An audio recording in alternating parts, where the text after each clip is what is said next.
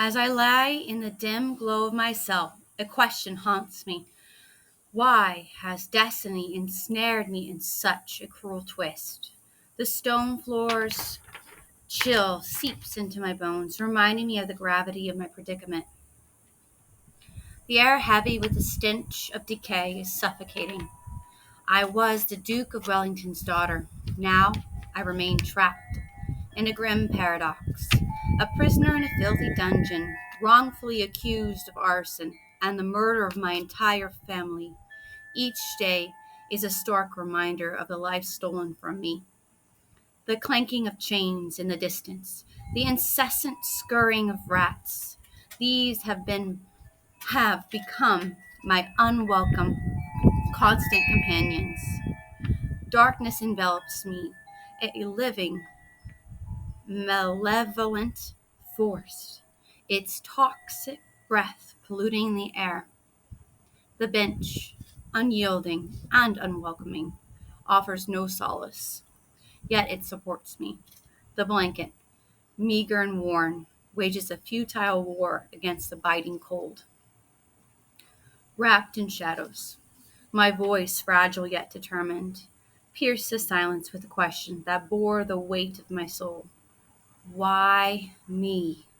The words, laced with vulnerability, lingered in the stillness, yet they carried a flicker of hope, an unspoken pledge to unearth the truth and reclaim my honor. Clara, remember who you are, I remind myself. My lineage, once a source of pride, now shackles me. The Duke's blood flows through my veins, but it is tainted by accusation. The paradox gnaws at my sanity. Why has destiny chosen me for this grim role? The answer eludes me. A memory sliced through the stillness, sharp as the winter's bite. I was a child again, a silent witness shrouded by velvet curtains. My father's voice, thunderous with rage, clasped with Uncle Edmund's biting retort.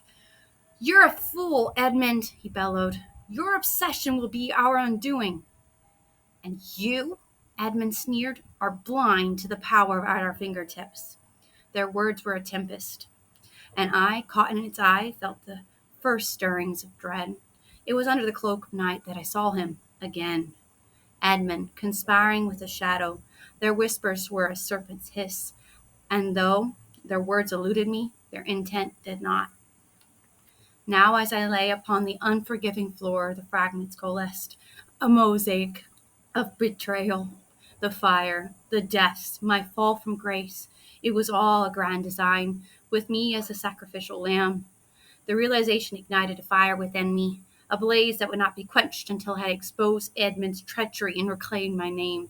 The fire, the deaths, my imprisonment were all orchestrated by him. I was the pawn, removed from the line of inheritance. The realization hit me like a blow, filling me with rage and determination. I must expose Edmund's treachery. I must clear my name. I shivered, pulling my thin, tattered blanket closer around me. The sound of footsteps echoed down the corridor, growing louder with each passing second. My heart pounded in my chest as the heavy iron door creaked open. A guard stepped in, his face obscured by the shadows. "You have a visitor," he grunted, stepping aside to reveal a tall, stern-looking man. It was Edmund, my estranged uncle, the one who had accused me of this heinous crime. "Clara," he said, his voice cold and devoid of any familial warmth. "I hope you are comfortable in your new accommodations." I glared at him, my anger bubbling just beneath the surface. "Why are you doing this, Edmund? You know I did not set the fire." He smirked, a cruel glint in his eye. "Innocent or not, it does not matter. The estate is mine now, and with you out of the way, no one can challenge my claim." I clenched my fists, feeling a surge of determination. "I will prove my innocence, and when I do, you will pay for what you've done." Edmund laughed, a harsh, mocking sound that echoed off the stone walls. "Good luck with that, dear niece. No one will believe the word of a disgraced daughter over a respected duke." As the days stretched into weeks, My determination grows. I huddle with my fellow inmates, talking of plans and my upcoming trial before the judge. We exchange fragments of information, the judge's questionable impartiality, the prosecutor's hidden motives, and a servant thought dead found alive. Months pass and the impending trial nears. My resolve solidifies. I know that within the courtroom lies my chance for redemption. The heavy doors swing open, revealing the arena where innocence will clash with ambition, and justice teeters on a precarious edge. My heart echoes the footsteps that once reverberated down the dimly lit hall corridor, the footsteps that now lead me toward truth or treachery. The courtroom is a tempest of hushed tones and piercing stares as I face the judge, the weight of my destiny pressing down upon me. Uncle Edmund, ensconced among the onlookers, wears a smug grin, his eyes alight with cruel satisfaction. As the prosecution weaves their web of lies, presenting doctored evidence and coerced testimonies, a cold dread settles in my chest. You may have deceived everyone else, but not me, Edmund, I say, my voice steady despite the turmoil within. Beneath that veneer of confidence, I see the fear in your eyes. Edmund leans closer, his words a venomous whisper meant only for me. Fear? You mistake my caution for fear. My plans are meticulous, every move calculated with precision. The crowd's murmurs swell, a discordant symphony of doubt and accusation. Suddenly, the courtroom's doors fly open with a resounding crash. Silence! The bailiff commands. A new witness has come forth. A collective breath is drawn as a figure steps from the shadows, his visage marred by the scars of the fire that has changed all our lives.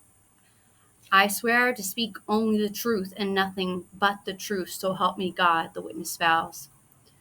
His voice a beacon of hope in the gloom of the court. State your name for the record, the prosecutor demands.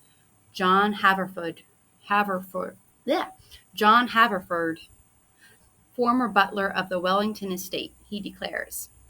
I can see the flicker of uncertainty in Edmund's eyes. You claim to have evidence? The prosecutor probes. I do, John affirms. Evidence that will clear Mrs. Clara's name? The air is thick with tension as Edmund stands, his voice dripping with disdain. This is absurd! The man's a fraud! Am I, Duke Edmund? John retorts sarcastically. The judge's gavel strikes with a force that demands silence. Present your evidence, Mr. Haverford, the judge orders. With hands that tremble not with fear, but with the gravity of the moment, John reveals a charred document, the script unmistakably that of Edmund. This letter details the entire conspiracy, penned by Edmund himself, John announces. The courtroom erupts into an uproar of shock and indignation. Edmund's mask of composure shatters, his plot unraveling before the eyes of all. No plan is perfect, I say, locking eyes with him. You are petrified of the truth coming to light, are you not? The truth is what I shape it to be. Edmund spats back, his voice betraying a hint of desperation. And it currently names you the guilty party, but guilt is a heavy burden, Uncle, I counter. And now it is yours to bear.